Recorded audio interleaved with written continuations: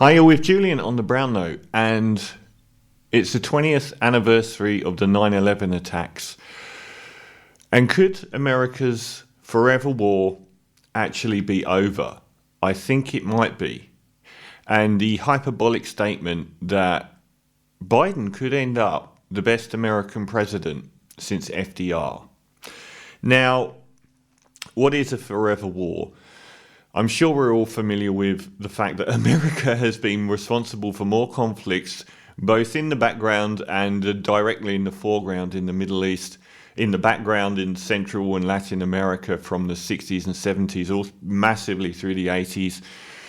There have been two waves of forever war since World War II, and that was starting in sort of like Korea and ending up, 15 years later or more in Vietnam, and that coming to a close. But the next one was obviously post 9/11. What is a forever war?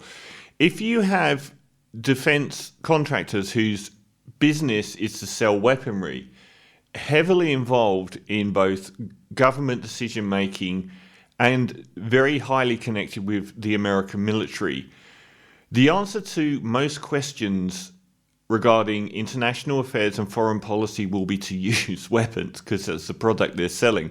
It's like asking Big Pharma to sit on government panels and suggest ways to deal with, the obesity epidemic or mental health problems. The answer is probably going to be a product that they sell. There may have, I think this all came about as a result of two world wars. Two world wars, it should be pointed out that America didn't want to be involved in. Now, America wasn't always so gung-ho about war at all. They were very, very nervy about getting into World War I and World War II. And that's not because they weren't involved, because in World War II, they were shipping several million tons of goods a week to the UK. Had they not, given, as we found with Brexit, that virtually all of the UK's trade, or the majority of it, comes from Europe, England would have sued for peace with Germany. And Germany would have given it. Germany didn't want to fight England. Germany didn't want to fight France. They wanted to fight Russia, and they wanted to take over Poland, Belarus, and that eastern side of Europe. England would have folded. We wouldn't have had anything. We wouldn't have had food. We wouldn't have had armaments. But it did foment a very big, as we now call it, the military-industrial complex. The first goal, after the Vietnam War, everything ended in calamity. So that first period of forever war, where there were enormous amounts of US, these things are a direct transfer of US taxpayers' money to private companies in the US. The biggest, I believe, is Lockheed Martin. But all of the different defense contractors involved, we saw Halliburton in the second Gulf War do rather well. Dick Cheney's old company did very, very well indeed. But after that, America were gun shy about being directly involved troops on the ground in conflicts, and stayed that way. And these things can end. And they stayed that way all the way through to the first Gulf War. Now, the first Gulf War is the most legitimate American war since World War II. You cannot really argue with America fighting World War II or Britain fighting World War II not being on the side of the righteous here. They were fighting evil for once. Since then, there's virtually been no conflict at all where the Allied forces haven't been nefarious or on the side of the bad people. But America kept in the background post 1975, where they involved Laos and Cambodia in carpet bombing that even World War II didn't see. And then they stayed out of it. They didn't want any troops on the ground. But the first Gulf War, where Saddam Hussein invaded Kuwait, was a pretty just war given. Kuwait had been economically hamstringing Iraq, who were heavily in debt after an American-backed war with Iran for 10 years nearly. And Kuwait was dropping the price of oil, costing something like tens of billions of dollars a month for Iraq, who were doing particularly badly at the time. So he invaded, and the Americans invaded, but they did it right. They went in hard and fast. They got Saddam out, but they left him in power because, as George Bush Sr. knew when we abandoned the Kurds, that a power vacuum without Saddam Hussein, who, other than being a merciless tyrant, actually ran a fully functioning, relatively secular Iraq, they knew that it would turn into the basket case that George Bush Jr. turned it into by removing Saddam. So they did quite well that time, but it gave them a taste for war again. And there were a lot of people that made an awful lot of money out of that endeavour. So when 9/11 happened, suddenly war was an opportunity and they took it. Now, in between, the sanctions actually caused probably more deaths than the first Gulf War did. I think something like the United Nations reported us sanctioning Iraq by blocking even things like medicine going into the country from the first Gulf War up until 9/11 cost something like 500,000 children to die. Now, from 9/11, we start the modern variant of forever war, where every opportunity can be greeted with military force, and America hasn't been shy of putting troops on the ground. So even though a small sect called Al-Qaeda were responsible for 9/11, America got 4 wars out of it. We got the Iraq War, the Afghanistan War, Syria, where there was the least amount of involvement other than America shipping an enormous amount of weapons to foreign fighters who were rebels fighting for democracy, also the Kurds who are fighting against Assad, but are probably going to maintain a peaceful relationship with Assad now, and of course Islamic State, who were being massively funded and armed by Saudi Arabia. Everyone on the same side against the North, Russia, Iran, and Assad, Syria.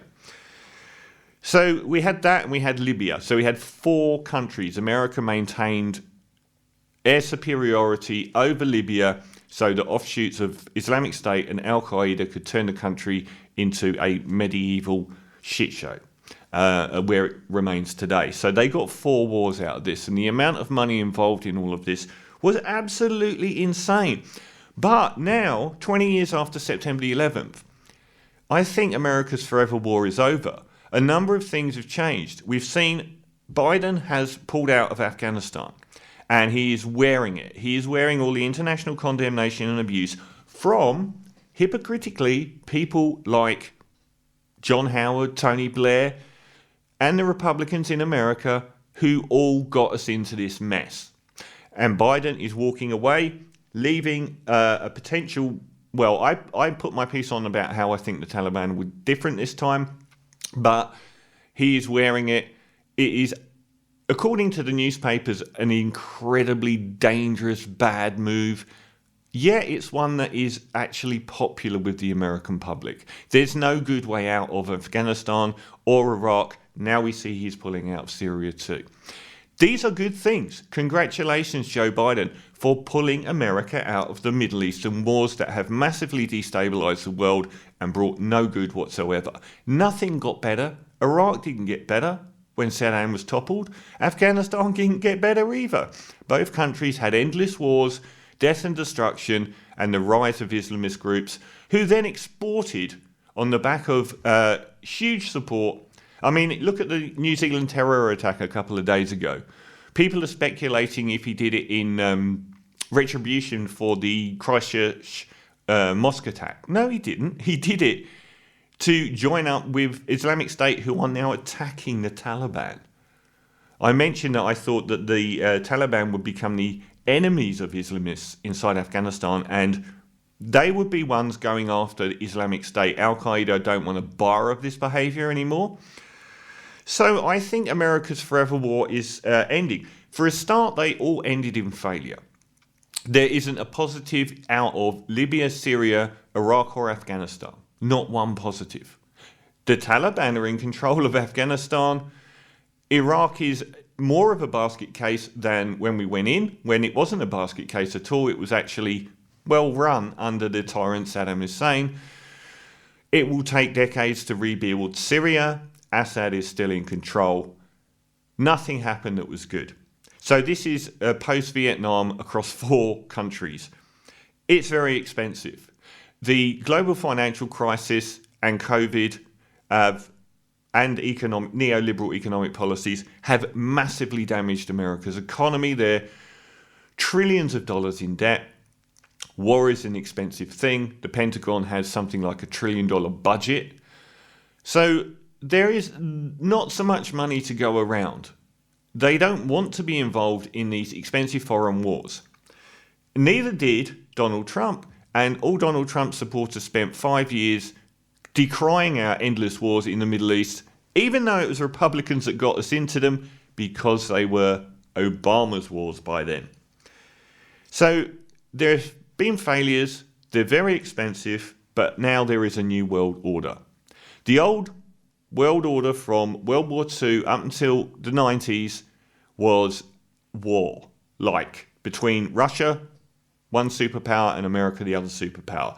And these were military superpowers. Once the Soviet Union, I should say, collapsed, America needed to find, and the Cold War itself was a forever war from World War II. It justified enormous military expenditure on things like nuclear weaponry, and also of the arms race itself, which existed in the background apart from, but sort of co-joined with endless war. They needed to keep up this arms race with Russia, which was very, very lucrative. Thank you very much.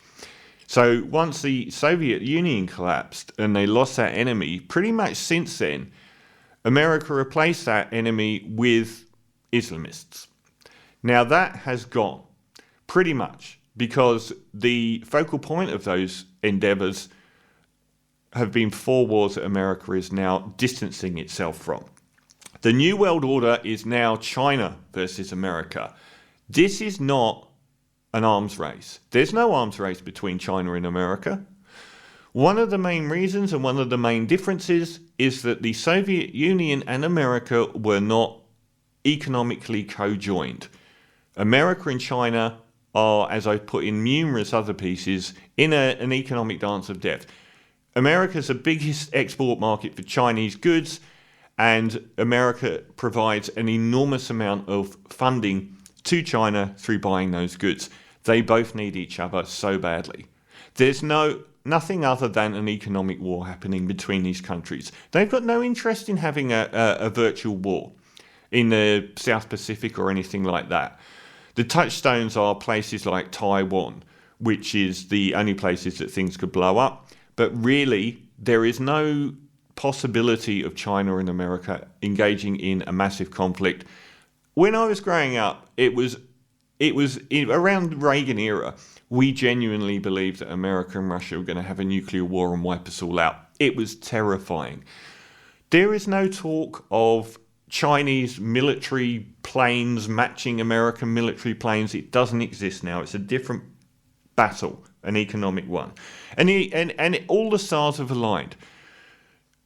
Everything ended pretty much with a damp squib in the Middle East for America. It all came to a head, and then you had both Republicans and Democrats wanting out. You had Trump saying that he was going to stop being the world policeman and pull out of the Middle East, even though he's backtracking on that now. Now that Biden's doing it, that's the way his mind works. And you've got Republicans that don't want to be involved. You've also got a much more progressive wing of the Republican Party, and a lot of these people opposed going into these wars in the first place. So there's no taste for them. There's no possibility of a different outcome now, and there's COVID. COVID has reshaped the world order, and suddenly it's become this hugely expensive and very damaging and dominating thing. So there aren't these targets in the world that America wants to fight at the moment. All of their battles are economic, and their 2 biggest enemies, or rivals I should say, on the world stage are Europe and China. Now, they are broadly on the same page as those 2 entities. It's not like the old Soviet Union where they want to go at it militarily, where they want to... America has surrounded Russia with bases and everything else, and they still point towards Russia for conflict. But there isn't any conflict left for them to have. They had, alongside Saudi and Israel, they took on everyone that Saudi and Israel wanted them to take on. And the important thing is, in Syria And one more, Venezuela, they never really got off the ground. Those last two, Venezuela and Syria, never amounted to anything. Libya was the last one that actually overthrew a dictator. The leadership in Venezuela and in Syria remains intact. So there isn't anyone left for them to fight. There's no desire to fight, there's no one left to fight, and their battles now are economic. So I think that America's forever war is over, and that's a brilliant thing. And if you look at the fact that Joe Biden seems to have the strength to do these things and wear them, even though the international community is hypocritically up in arms about them, the fact that he's got so many progressives in his party pushing for a fairer society in America means that he might actually be or end up the best US president since FDR and the New Deal in the 1930s. And that's hyperbolic and it sounds naive, but all the stars are aligning. There are no enemies on that level for America to fight militarily. There are a lot of progressive people in power. So I hope that that's true, but I do believe the best present that you can give to the memory of September the 11th, 2001, celebrating, if that's the right word, its 20th anniversary, is the end of America's forever war.